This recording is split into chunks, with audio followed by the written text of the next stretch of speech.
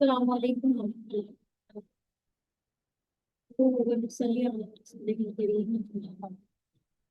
أعوذ بالله من الشيطان الرجيم بسم الله الرحمن الرحيم رب اشرح لي صدري ويسر لي أمري واحلل لساني يفقهوا قولي رب زدني علما اللهم فقهنا في الدين. کیا حال ہے آپ سب کا؟ امید ہے آپ سب خیریت سے ہوں گے. الحمد للہ میم.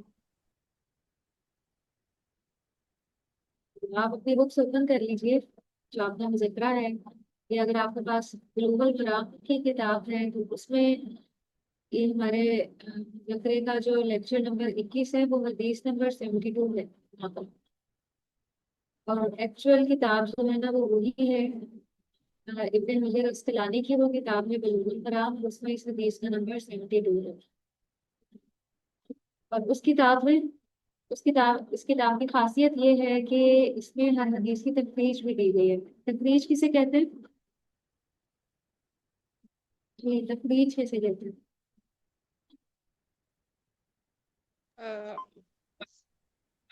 تفویج. تخریج.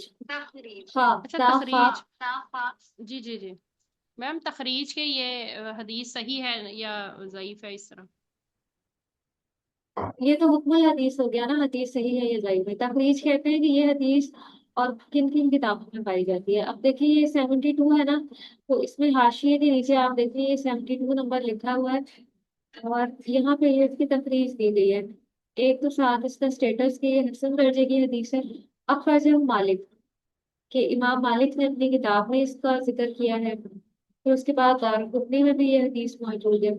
ان دونوں کتابوں میں نسائی میں بھی، سنن النسائی میں بھی یہ موجود ہے، تو اس کو تخریج کہتے ہیں حدیث. چلیے ہم اپنے مذاکرے سے اس کو دیکھتے ہیں. قرآن چھونے کے احکام. چھونے مطلب اس کو غسل کے بغیر ہاتھ لگانے کا کیا حکم ہے؟ فَأَنْ عبد الله بن ابی بکر رحمہ اللہ ان فی الکتاب الذی کتبہ رسول اللہ صلی اللہ علیہ وسلم لعمر بن الحق اللہ یمس القرآن الا طاہر. رواه مالک مرسلا ووصله النسائی ابن حبان وهو معلول. تو اس کا مفہوم کچھ یہ ہے کہ سیدنا عبداللہ بن ابی بکر رضی اللہ عنہ کہتے ہیں کہ نبی کریم صلی اللہ علیہ وسلم نے احکام کی جو تحریر عمر بن حزم رضی اللہ عنہ کو لکھ کر دی تھی، اس میں تحریر تھا کہ قرآن پاک کو پاکیزہ انسان، یہاں بریکٹ لکھا ہے، جس نے وضو کیا ہو ہی ہاتھ لگائے. امام مالک نے اسے مرسلن روایت کیا ہے. نسائی اور ابن حبان نے اس کو موصول بیان کیا ہے. دراصل یہ حدیث معلول ہے. معلول کہتے ہیں کہ وہ حدیث جس میں کوئی علت پائی جائے، کوئی کمزوری یا عیب جس کی وجہ سے اس کو ضعیف قرار دیا جائے گا. تو اس حدیث کے بارے میں مختلف جو محدثین ہیں کی آراء ہیں. کسی کے نزدیک یہ مرسل روایت ہے، کسی کے نزدیک یہ معلول روایت ہے. اچھا قرآن میں بھی اس کے بارے میں ہمیں پتا چلتا ہے کہ قرآن کے بارے میں کہا جاتا ہے کہ شیطان اس میں مداخلت نہیں کر سکتے. جب قرآن پاک نازل ہو رہا تھا تو شیطان کی اس میں بالکل بھی کوئی مداخلت نہیں تھی. اب اس حدیث میں یہ جو طاہر کا لفظ ہے یہ بھی تھوڑا سا انکلیئر ہے کہ طاہر سے مراد ہے کون. کیا یہاں پہ حدیث اکبر مراد لیا گیا ہے یا حدیث اصغر مراد لیا گیا ہے؟ مسلمان یا کیا مراد ہے طاہر سے؟ پاک سے مراد کیا ہے؟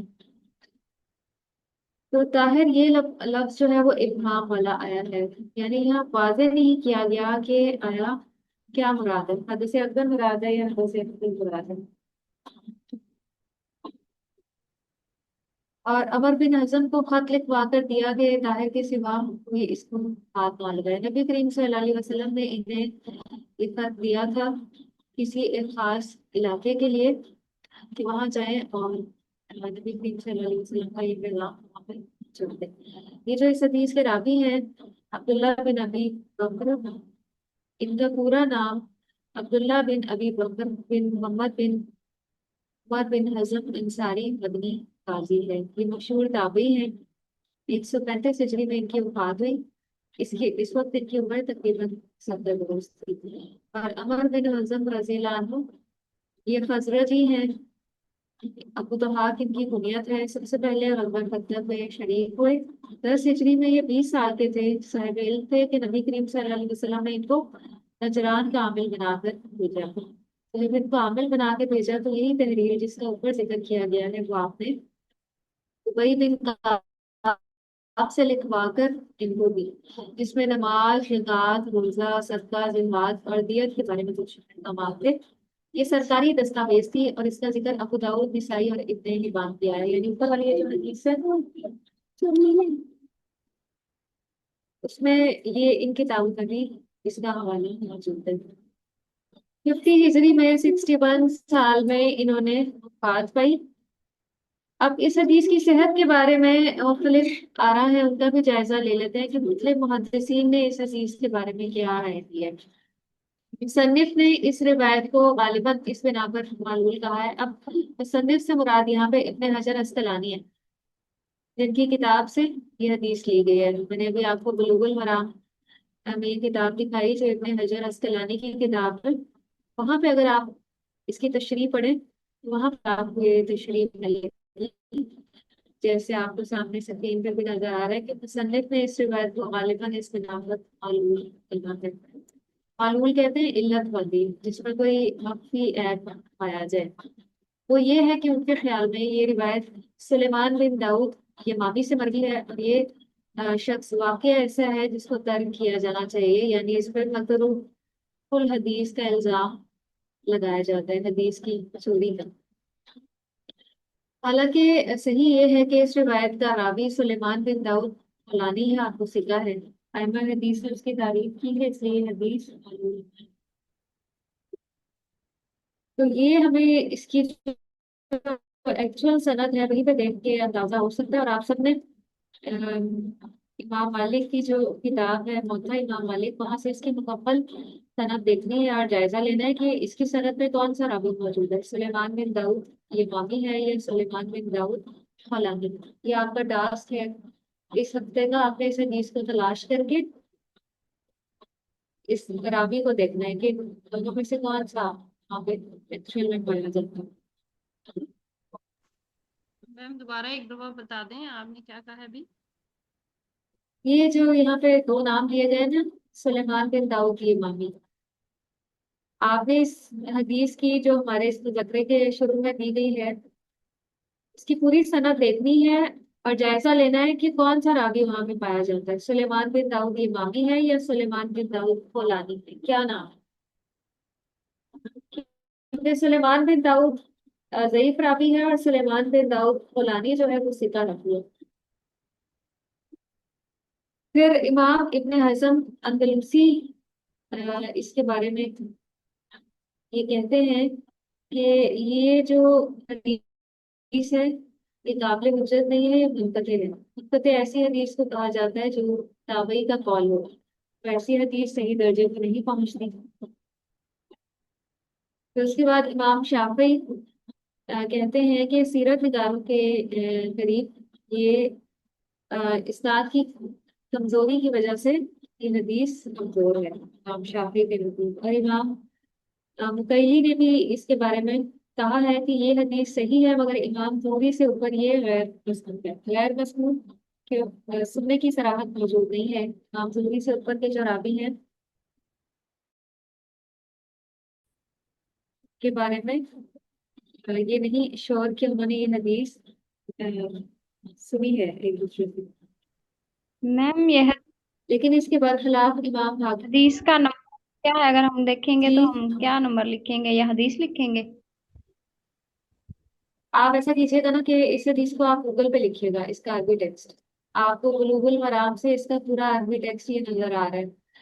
بلوغ المرام کا PDF ہوگا آپ کے پاس، وہاں سے آپ اس کا عربی ٹیکسٹ لکھیں گے، انا فی الکتاب الذی کتبہ رسول اللہ، پھر اس کے بعد یہ امر ابن حزم، اللہ یمس القرآن الا طاہر، پھر آپ ڈیش ڈال کے لکھ دیں گے رواہ مالک، تو آپ کے سامنے یہ پوری حدیث آ جائے گی۔ آپ نے اس کی سند پہ غور کرنا ہے، کل حدیث میں چیک کرنا ہے کہ کیا حکم ہے اس حدیث پہ، صحیح کا ہے یا ضعیف کا۔ یہ آپ کا اس ہفتے کا ٹاسک ہے، اور میں آپ سے اگلے ہفتے پوچھوں گی یہ کس کس نے اس کو چیک کیا۔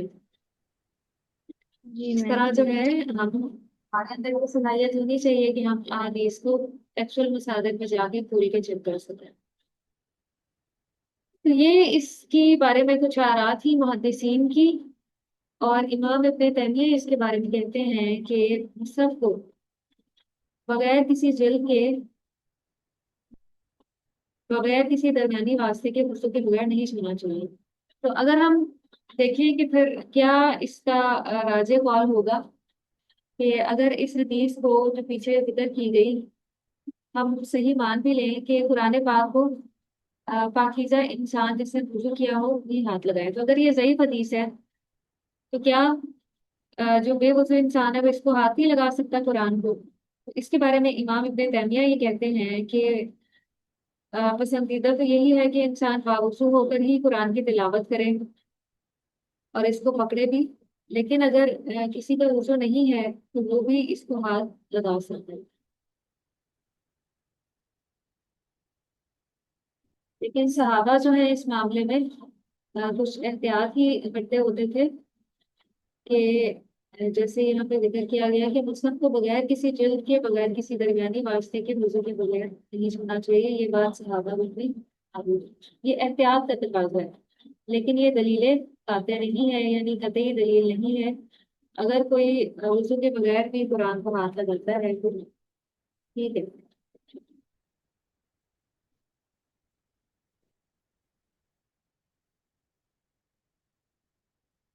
نبی کریم صلی اللہ علیہ وسلم بھی آپ دیکھیے کہ کبھی بغیر وضو کے بھی قرآن کی تلاوت کری یا کرتے تھے، جیسے جب آپ رات کو اٹھتے تھے اور اٹھ کے آپ سورہ ال عمران کی جو آخری آیات ہیں ان کی تلاوت کیا کرتے تھے، اور یہ آپ کا ترجمہ وضو سے پہلے کا تھا۔ تو اس سے یہ پتہ چلتا ہے کہ وضو کے بغیر بھی قرآن کی تلاوت کی جا سکتی ہے۔ تو اس میں علماء کرام کا بالکل بھی کوئی ڈاؤٹ نہیں ہے کہ وضو کے بغیر قرآن کی تلاوت برہا کی جا سکتی ہے۔ ڈاؤٹ کہاں پہ ہے یا شک کہاں پہ ہے؟ ہاتھ لگانے کے بارے میں، کہ کیا مصحف کو بھی بغیر وضو کے ہاتھ لگایا جا سکتا ہے؟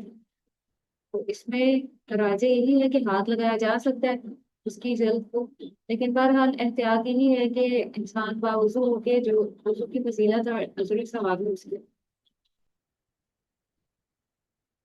اور کچھ مزید احتیاط یہ کہ آلات موسیقی وغیرہ کے ساتھ مصحف کو نہ رکھا جائے، یہ اس کے ادب کا تقاضا ہے، اور اس کو اونچے مقام پہ رکھنا چاہیے۔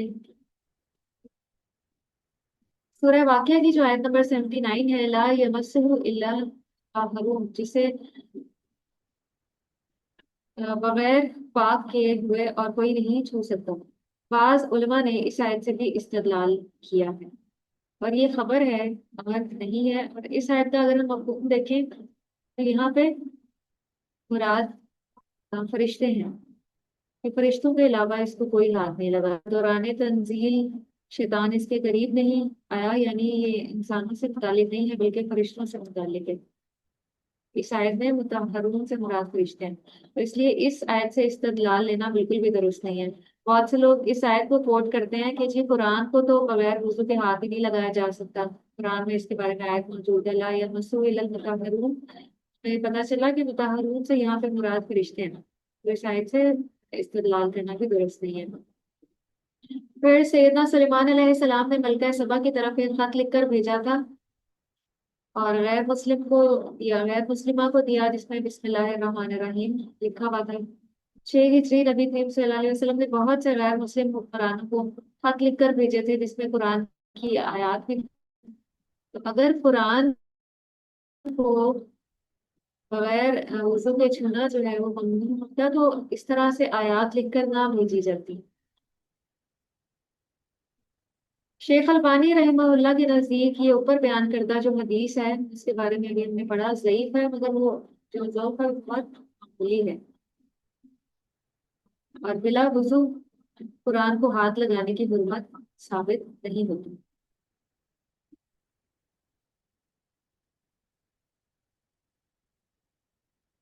پھر اسی طرح صحیح بخاری میں بھی ایک حدیث ہے، حدیث نمبر 285، آپ اس کو بھی کھولیے گا۔ حضرت ابو ہریرہ سے مروی ہے کہ نبی کریم صلی اللہ علیہ وسلم نے ایک بار ان کا ہاتھ پکڑا اور ان کو اپنے ساتھ لے گئے جبکہ وہ جنابت کی حالت میں تھے۔ چونکہ کھسکے اور کچھ دیر بعد دوبارہ آئے تو آپ نے ان سے پوچھا کہاں گئے تھے؟ انہوں نے کہا کہ میں ناپاک تھا، اسے لگ گیا۔ تو آپ نے فرمایا سبحان اللہ، مومن کبھی بھی ناپاک نہیں ہوتا،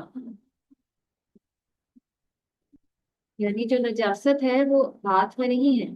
تو اس سے کیا سمجھ میں آ رہا ہے کہ بے وضو ہونا، اس سے کیا ہے، نہیں فرق پڑتا قرآن کو ہاتھ لگانے سے۔ تو اسی طرح مسلم میں بھی ایک حدیث ہے، یہاں پہ اس کا جلد صفحہ نمبر لکھا گیا ہے حضرت ابو ہریرہ کی، اور حضرت عائشہ سے بھی مروی ہے کہ حائضہ کو نماز روزے کی اجازت نہیں، مگر حالت حیض میں اس کا ہاتھ نجس نہیں ہوتا۔ ایک بار نبی کریم صلی اللہ علیہ وسلم نے حضرت عائشہ سے غالباً جو ہے جائے نماز مانگی تھی، تو آپ نے کہا تھا کہ میں تو حائض ہوں، تو آپ نے اس موقع پہ ان کو یہی فرمایا تھا جو اوپر حضرت ابو ہریرہ کو۔ یہ نیچے اس کا ذکر ہے کہ ایک مرتبہ نبی کریم صلی اللہ علیہ وسلم نے حضرت عائشہ کو کہا کہ مسجد سے مجھے چٹائی لا کر دو، تو حضرت عائشہ نے کہا کہ میں تو حیض ہوں۔ آپ نے فرمایا تمہارا حیض تمہارے ہاتھ میں نہیں ہے، مسجد میں جا کر لے آؤ۔ وضو کے بغیر قرآن مجید کو، اب نتیجہ یہ نکلا کہ وضو کے بغیر قرآن مجید کو چھوا جا سکتا ہے، ممنوع نہیں ہے، لیکن ادب کا تقاضا ہے۔ مستحب اور پسندیدہ لیول اگر ہم دیکھیں تو وہ یہی ہے کہ باوضو اوپر اس کو اٹھایا جائے، لیکن اگر کوئی بے وضو بھی اسے ہاتھ لگاتا ہے تو وہ گناہگار نہیں ہوگا۔ اس کی مزید تفصیل امام شوکانی کی کتاب نیل الاوطار میں ذکر کی گئی ہے۔ کیا نتیجہ نکلا اس حدیث سے؟ بے وضو قرآن کو ہاتھ لگانے کے بارے میں دیکھیے وضو کے کیا بغیر حائزہ، جی حائزہ قرآن کو ہاتھ لگا سکتی ہے؟ جی میم، حائزہ قرآن پاک کو ہاتھ لگا سکتی ہے، لیکن اس میں احتیاط ہی کہا جاتا ہے کہ عربی ٹیکسٹ کو ہاتھ نہ لگائے، لیکن ویسے کور کے ساتھ اس کو پکڑ سکتی ہے یا ہاتھوں پہ گلو پہن کے۔ جلد کو ہاتھ، مجھے جلد کو ہاتھ لگانے میں کوئی حرج نہیں ہے، لیکن اگر عربی ٹیکسٹ کو ہاتھ لگانا ہو تو اس میں پھر احتیاط یہ ہے کہ کوئی گلوز پہن لیے جائیں یا کوئی پلاسٹک کا اس طرح کور رکھ لیا جائے ٹرانسپیرنٹ، اس میں نیچے والا نظر آ رہا ہے، اس میں پھر یہ احتیاط کی جائے گی۔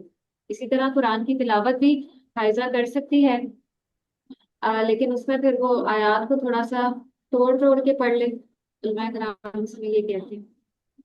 جی میم، اس لیکن میں وہ کہتے ہیں کہ اگر اسٹوڈنٹ ہے، جیسے یہ حافظات ہوتی ہیں، انہوں نے دہرائی کرنی ہوتی ہے نا، تو وہ ثواب کی نیت سے قرآن آپ نہ پڑھیں، جیسے گھریلو خواتین ہیں ثواب کی نیت سے قرآن پاک پڑھیں یا وہ ویسے نہ پڑھیں، لیکن سبق سنانے کے لیے جو بچیاں ہیں وہ سبق بھی سنا دیں، اور زبانی اگر عورت کو قرآن پاک یاد ہے تو زبانی پڑھ سکتی ہے۔ آپ کو کوئی قرآن ضرور کھولنا چاہیے۔ آپ دیکھیے اگر 7 8 دن، اب کچھ لوگوں کو ہے 4 5 دن ہوتے ہیں، کچھ لوگوں کو 9 10 دن بھی ہوتے ہیں، ہر کسی کی طبیعت اور عادت مختلف ہے، تو اگر پابندی لگا دی جاتی تو اگر کوئی عورت 8 10 دن اپنے اذکار سے قرآن سے دور ہے تو اس کے لیے دوبارہ واپس اس پہلے والی روٹین پہ آنا کتنا مشکل ہے۔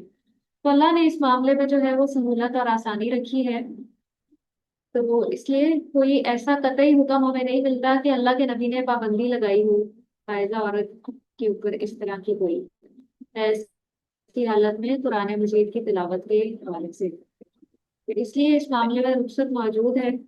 اگر کوئی اس میں قرآن کی تلاوت عورت کرتی بھی ہے تو وہ گناہ گار نہیں ہو۔ اچھا میم، اس میں ایک ہے کہ جیسے اب بچیاں جو حافظات ہیں وہ تو قرآن پاک کا سبق سناتی ہیں اور یاد بھی کرتی ہیں، اور ہم بھی جیسے جو صورتیں یاد ہوتے ہیں وہ چلتے پھرتے صبح شام کے اذکار اور ویسے بھی زبانی بھی تلاوت کرتی ہیں نا، تو لیکن اگر جیسے رمضان شریف میں قرآن پاک شروع کیا ہوا ہوتا ہے تو وہ ثواب کی نیت والا تو قرآن اسپیشل نہیں نا بیٹھ کے پڑھنا چاہیے، کھول کے قرآن، جو ہم جس طرح قرآن پاک رمضان میں شروع کیا ہوتا ہے، تو جن دنوں حیض ہوتا ہے ان دنوں تو نہیں پڑھنا چاہیے نا؟ جن دنوں حیض ہوتا ہے ان دنوں کیا؟ جن دنوں حیض ہوتا ہے ثواب کی نیت سے قرآن نہ پڑھیں، ویسے اذکار کے طور پہ زبانی پڑھ لیں، یا حافظات بچیاں سبق کی دہرائی یا یاد اچھا، کرنے کے لیے۔ جو حافظات بچیاں ہیں نا، ان کا تو معاملہ ہی مختلف ہے۔ زبانی قرآن پڑھنے میں بالکل بھی کسی نے بھی کوئی اس پہ اعتراض نہیں کیا۔ مسئلہ جو ہے نا وہاں پہ ہے کہ مصحف کھول کے پڑھنے کا۔ زبانی حافظات بچیاں جو پڑھتی ہیں اس میں تو کسی نے کوئی اعتراض کیا ہی نہیں ہے۔ جو جی اعتراض ہوا ہے وہ مصحف کے بارے میں ہوا ہے کہ کیا اس کو ہاتھ لگایا جا سکتا ہے یا نہیں۔ جو خواتین قرآن کھول کے قرآن پڑھتی ہیں ان کے بارے میں ہے کہ وہ پھر کا جی معاملہ کیا ہوگا۔ ہاں، ان کا مجھے بتائیں کہ جیسے رمضان شریف میں میم شروع کیا ہوتا ہے نا قرآن پاک، تو جو پیریڈز کے دن ہوتے ہیں اس میں ہاں تو ہم جی، سپارے نہیں پڑھتے۔ اس میں بھی پڑھ لینا چاہیے جو ہماری روٹین ہوتی ہے پڑھنے کی۔ آج ہم نے یہی تو پڑھا ہے۔ ہوں لیکن یہ آگے بھی آئے گا، آگے ہمارا آ رہا ہے کہ حائضہ عورت کیا قرآن کی تلاوت کر سکتی ہے۔ یہ اچھا آگے آج ہے ہمارے، آج تو ہمارا وضو کے بارے میں تھا نا کہ وضو کے بغیر قرآن مجید کو چھوا جا سکتا ہے۔ تو یہ انشاءاللہ ہمارا آگے مسئلہ ہے کہ کیا حائضہ قرآن کی تلاوت کر سکتی ہے، وہاں ہم جائزہ لیں گے۔ نہیں کر سکتی، اور جو کہتے ہیں کر سکتی ہے، تو اس میں راجے بول کے اب وہ اچھا، ایک میم اور کوشچن تو ہے۔ ہم وہیں پہ دیکھیں۔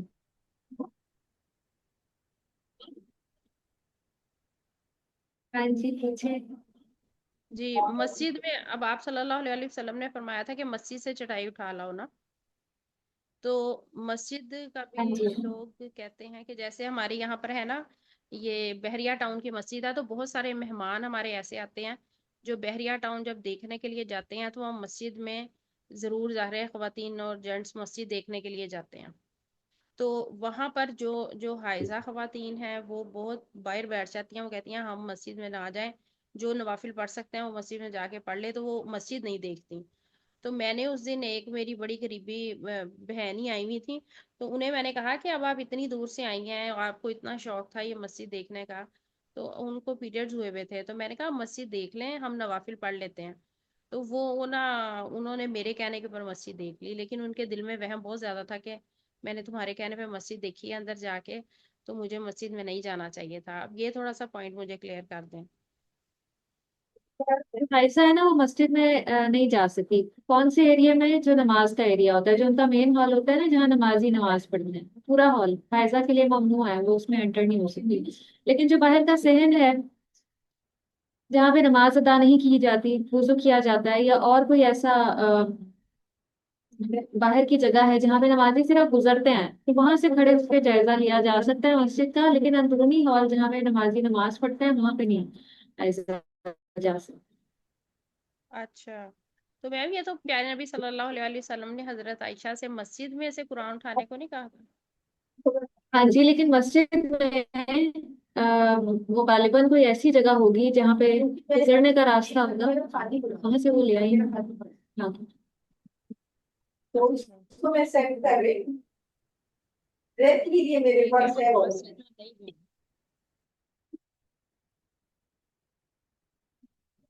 کوئی بات نہیں، لیکن ایک حدیث ہمیں اس بارے میں یہ اتنی ملتی ہے کہ اگر کسی کا گھر مسجد سے گزر کر ہی آتا ہے، لیکن وہ بھی پھر گزرنے والا راستہ کہ کوئی جنابت کی حالت میں ہے اور اس کا گھر مسجد سے گزر کر ہی آتا ہے، تو وہ گزرنے کی حد تک وہاں سے گزر سکتا ہے۔ یہ اس کا ایک گزر ہے کہ اس سے اسی راستے سے گزر کے جانا ہے۔ تو ایک حدیث ہمیں اس بارے میں ملتی ہے کہ وہ مسجد سے صرف گزر کے اپنے گھر تک جا سکتا ہے۔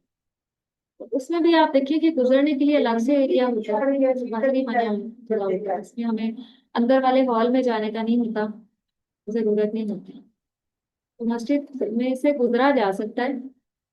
تو اسی طرح حضرت عائشہ گئیں اور جا کے جائے نماز لے آئیں۔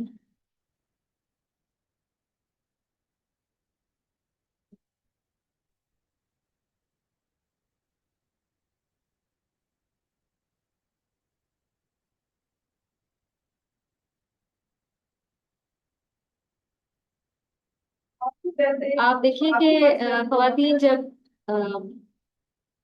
हरम में जाती हैं तो वहां भी मस्जिद हराम में जो हाइजा खवातीन है उनका दाखिला ममनू होता है, वो वहां पे नहीं जा सकते जो जहाँ पे नमाज अदा करते हैं नमाज। तो मैं भी सुबह के आता वादे क्या